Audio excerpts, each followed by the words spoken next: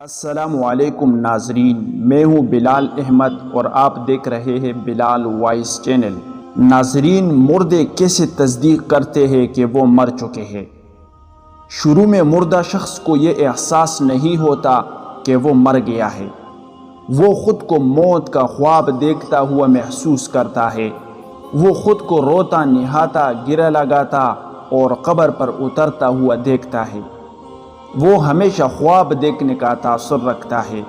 جب وہ زمین پر ڈھیر ہو جاتا ہے پھر وہ چیختا ہے، لیکن کوئی اس کی چیخ نہیں سنتا۔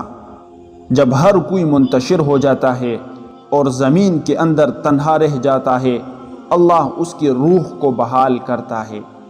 وہ آنکھیں کھولتا ہے اور اپنے برے خواب سے جاگتا ہے۔ پہلے تو وہ خوش اور شکر گزار ہوتا ہے کہ جس سے وہ گزر رہا تھا وہ صرف ایک ڈراؤنا خواب تھا، اور اب وہ اپنی نیند سے بیدار ہے۔ پھر وہ اپنے جسم کو چھونے لگتا ہے جو کپڑے میں لپٹا ہوا ہے۔ خود سے حیرت سے سوال کرتا ہے، میری قمیص کہاں ہے؟ میں کہاں ہوں؟ یہ جگہ کہاں ہے؟ ہر طرف اندھیرا ہی اندھیرا کیوں ہے؟ میں یہاں کیا کر رہا ہوں؟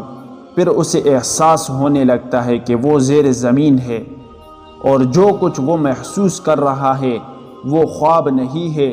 اسے احساس ہوتا ہے کہ وہ واقعی مر گیا ہے۔ وہ ہر ممکن حد تک زور سے چیختا ہے، پکارتا ہے۔ اس کے رشتہ دار جو اس کے مطابق اسے بچا سکتے تھے اسے کوئی جواب نہیں دیتا۔